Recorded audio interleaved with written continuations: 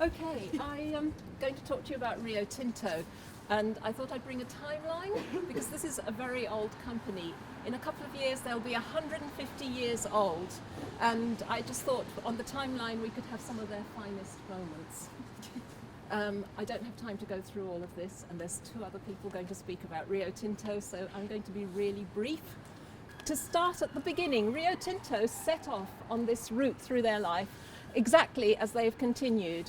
So in 1873 they took over the Rio Tinto mines in Spain. In 1888, when miners and people in the community protested about the labour conditions and the pollution, troops fired on the protesters and killed 200 people. In 1937, during the Spanish Civil War, the CEO of Rio Tinto was able to report to shareholders here not to worry about their profits because the striking miners had been court-martialed and shot. So this is Rio Tinto as they began. Now, I'm not going to focus on all of this. I'd just like to talk about one case here before I hand over to the other speakers. So, Bougainville, just here. Does anyone know where Bougainville is? No, don't worry, because I didn't either when I first started working on mining issues. And there is a good reason. So why do we not know about Bougainville? Isn't there a massacre there at one point? There's a lot that happened there. Okay, so, well, one of the reasons we don't know is possibly due to the fact that of the way things are taught in school, and I have a vested interest in this because I am a teacher. And recently, one of our colleagues, her head of geography, tweeted this picture of a textbook, a current textbook, Pearson Edexcel, and she was shocked at the case study, which was about the loss of tribal lifestyles in Papua New Guinea. And she explained, and this is what the article does, the case study does, it frames colonial rule as integration assisted by the civilizing presence of missionaries. This is Bougainville they're talking about, right? It mentions in passing that people were resentful and suspicious of Rio Tinto's giant copper mine, and it suggests that the ensuing conflict that lasted 10 years there was a resurgence of tribal warfare and a law and order problem. Now this is really worrying, particularly in this case study, the description of youthful gangs and conflict with the police that resonates with familiar stereotypes of black people here in this country, in inner city parts of the UK. Nowhere in this case study is there any mention of the impact of the mine on people's lives, the loss of land, the loss of livelihoods, the pollution and of the water and the soil. So I'm not from Bougainville, and I have never been there, although I have met Bougainvillians. But as a teacher, so I don't feel entirely qualified to speak about this, but as a teacher, I believe it is my duty to undo the stereotypes and ignorance that is taught by such textbooks and that cover the activities of mining companies such as this. So we should find out and teach differently. So just because we don't have much time, I'm going to give you 7 facts about Bougainville that undoes the stuff that you get in textbooks.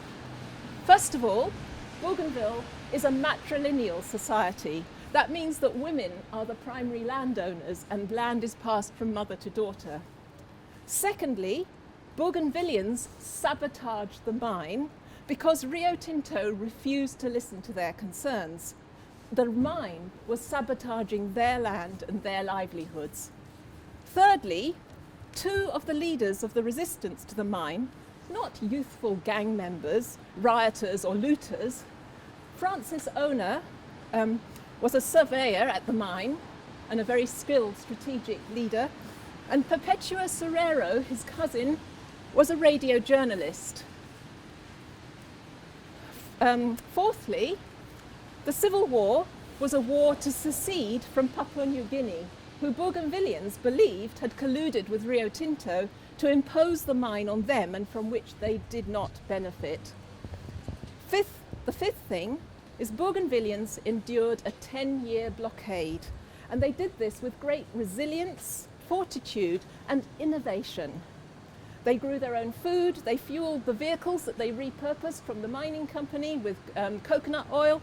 They ran dangerous smuggling missions by boat for vital supplies such as medicines. The sixth thing is that women played a significant role in all of this, especially in maintaining children's health by participating in the smuggling and trekking to remote areas to help sick children. And they also played an important role in brokering the peace which has lasted. The mine remains closed. Landowners have filed a human rights complaint with the OECD just last year against Rio Tinto. A key person in this is Theonella Roca Matbob. She was someone who grew up during the blockade and the Civil War, and she is now a minister in the Bougainvillean government who will soon, presumably, hopefully, be becoming leading an independent country. Thank you. I'd like to hand over to the next speaker, who is either Andrew or Mai. Okay. Hi everyone. My name is Siti Maimunah. I'm from Mining Advocacy Network called JATAM in Indonesia. So this is the organization that's established by community affected by mining and NGOs who support them in 19 it's called, so it's difficult for me to think. 1996. So if you see here, I will bring the story about the Kalimantan, and Andrew maybe will bring the story about Papua, West Papua. So Kalimantan is the third biggest islands in the world, and Rio Tinto get advantage from these islands, from the gold mine and also coal mine. Even I bring you the story about the mining is already closed, but the legacy is still there. So the first is about Rio Tinto in Kalian mine. Where is the Kalian? The Kalian mine. Is it here? Yeah. Here. So Rio Tinto acquire majority share in Kalian Gold. This is the biggest gold mine in Kalimantan. It's in Kalimantan. Hundreds of local people affected from land. Opposition met with violence. Mine was contaminate the local water source, killing fish and depriving communities of food source. Mine closed in 2005 to date, no cleanup or compensation. So 10 years ago, I visited this mine, the former mine owned by Rio Tinto. The largest mine in Kalimantan has turned into a dead city. With wounds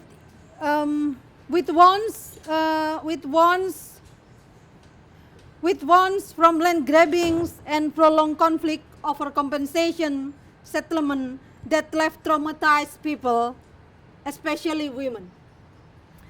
The cases of contract marriages, auction marriages, and rapes by the company employees and managers, which were deemed completed with compensation, left irreversible wounds.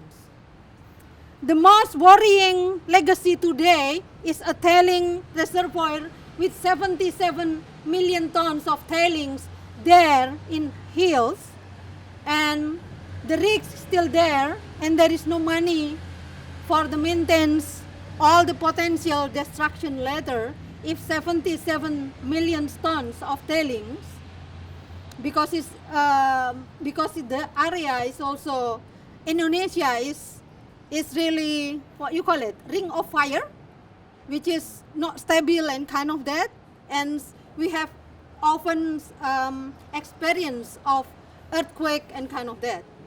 So imagine when we talk about that here in the front of the company, and their legacy, 77 million tons of tailings there.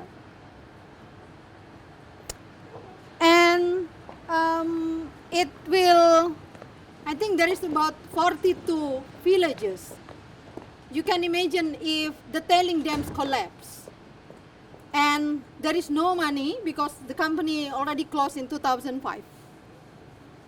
So when we talk about the mining company which still exists, you can imagine when they already closed, the problem still there with us. So the second mine is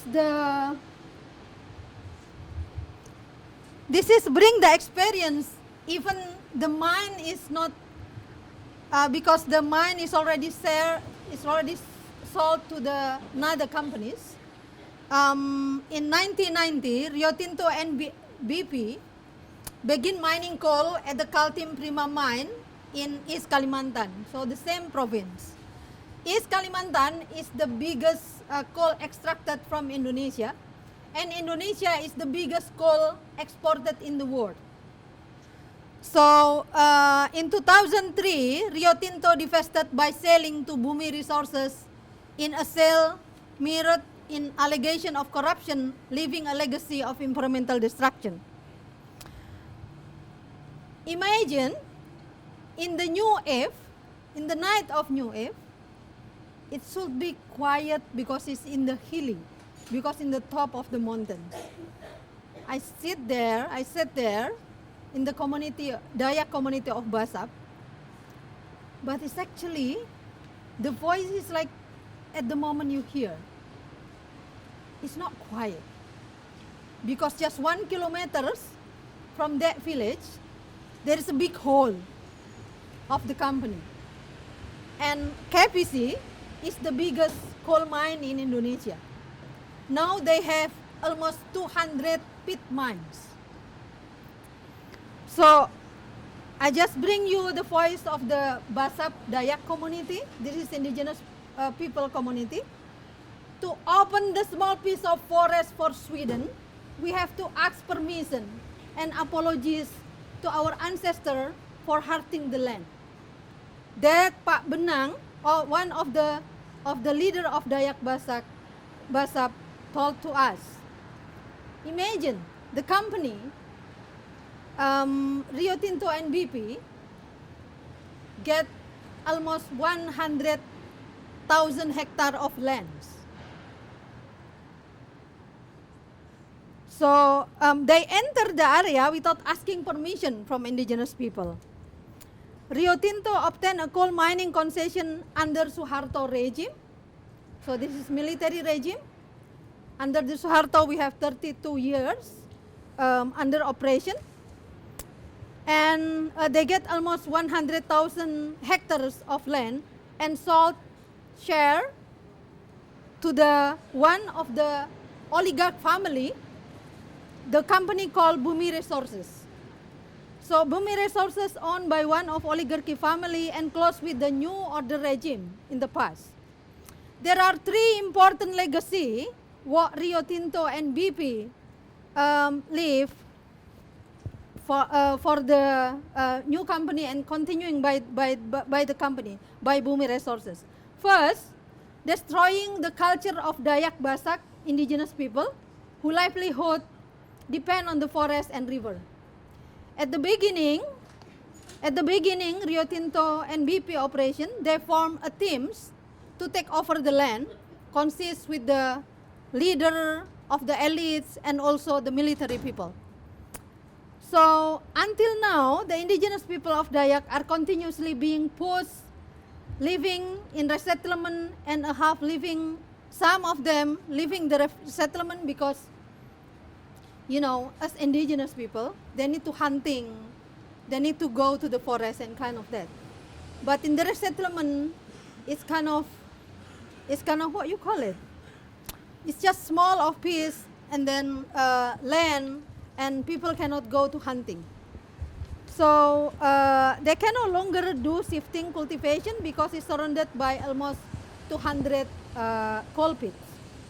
The second is damage the river ecosystem. The upstream river of the Sangata, so there is two main river in that area, Sangata River and the Bengalon River.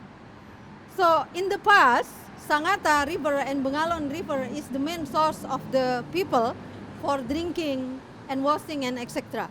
But at the moment, even the crocodile cannot live there and starting to go to the resettlement of the people. So the area is become danger for the people and the river cannot use anymore.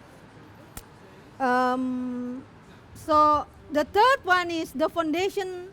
I think the best thing is like what the Rio Tinto and BP important legacy is like the best, giving the best right to the company to continue extracting coal and burning the atmosphere and worsen the climate. That's the story about Rio Tinto. But more of that, Rio Tinto and Freeport, maybe Andrew will talk about that. They even give important foundation, especially Freeport. Before we have regulation in Indonesia, Indonesian government already signs the contract of work, which is the contract of work is give more support for the foreign investment. So the contract of work then, another contract later, we have regulation, the regulation that Indonesia established later is get inspiration from Freeport contract of work. So you can see how all the regulation later, all the mining that extract in Indonesia is follow the contract of work, which is owned by one of it by Rio Tinto mine.